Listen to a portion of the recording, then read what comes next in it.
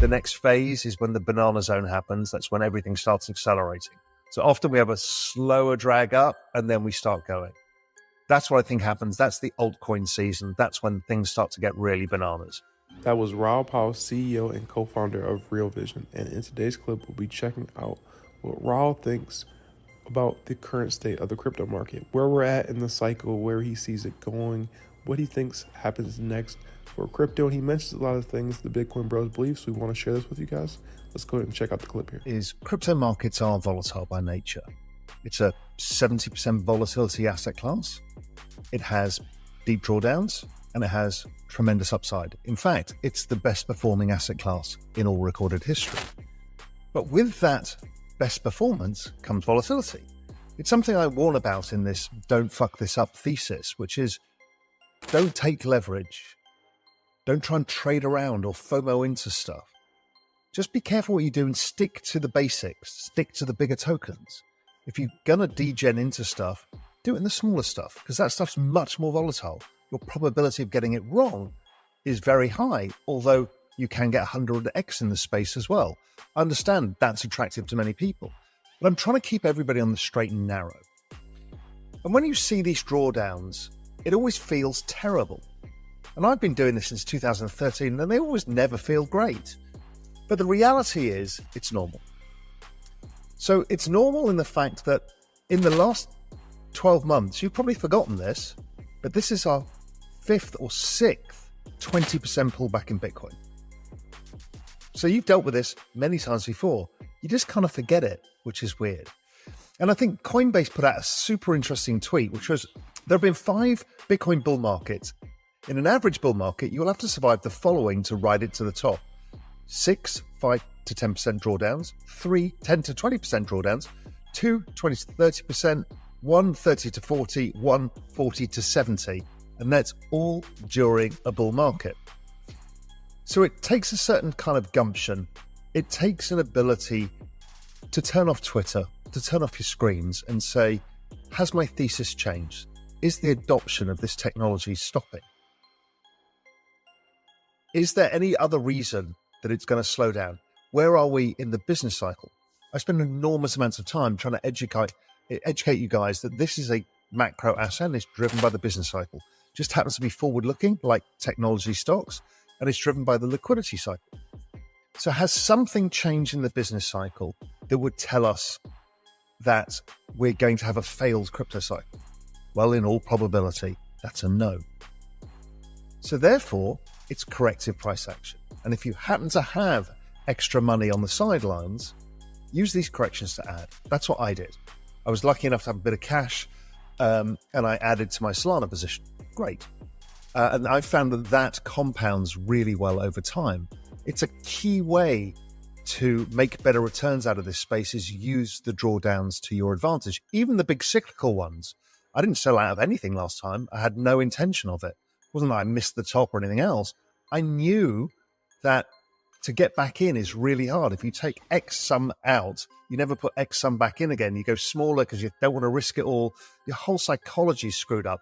So what I prefer to do is say, well, this is a longer term trade. When we get the big drawdowns, I just want to add. And then you compound and you're back to all-time highs well before the market is. And that is really, really a superpower. So what's going on now? Why is crypto so shaky? It's the same reason tech's been shaky. It's liquidity stupid. Remember, I've told everything about this everything code cycle. And those of you in Real Vision Pro Macro and even Pro Crypto, Kevin Kelly and myself talked about it yesterday in Pro Crypto. Liquidity is the big driver of all asset classes and particularly crypto. It's the most receptive to liquidity injections or withdrawals. So I correctly managed to time the bottom in 2022 based around the liquidity cycle. And the forward-looking elements of the liquidity cycle continue well into 2025. So I don't have anything to concern over. And here are the liquidity charts that Raoul likes to talk about. And you can see here, this shows macro spring, macro summer, macro fall, and macro winter. Right now we are in macro summer, and you can see normally what happens in macro summer. There's a lot more liquidity injected into the market.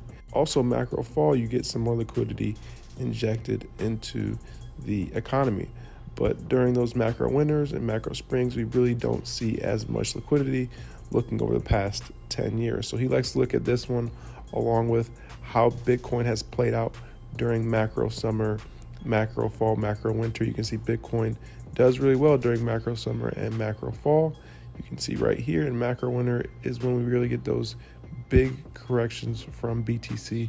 So this just shows you where we could potentially be at in the cycle and where we could potentially be peaking at, along with the altcoins and how they like to perform. You can see macro fall is really where the altcoins tend to take really massive moves to the upside, and macro summer is when they start to just make their way up slowly. So going into the rest of the year and in early next year, we could really see some nice gains for crypto and Bitcoin.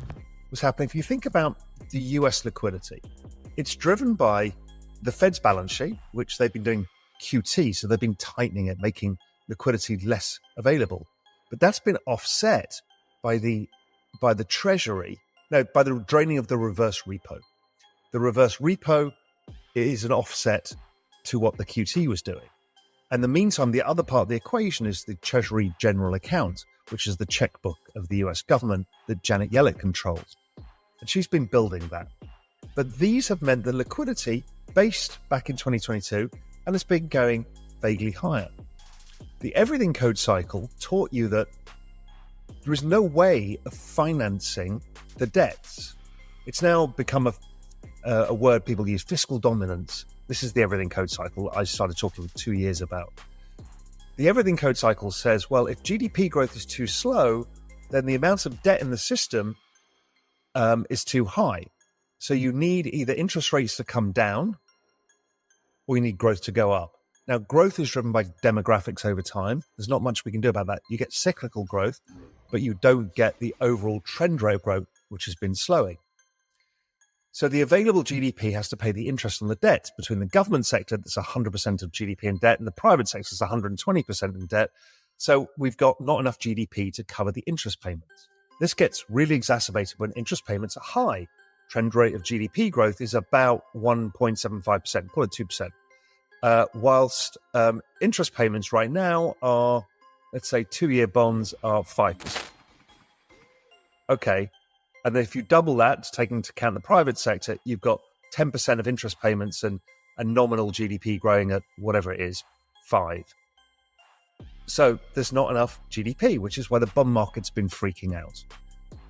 Over time, yields have risen, even though the Fed have been talking about cutting rates.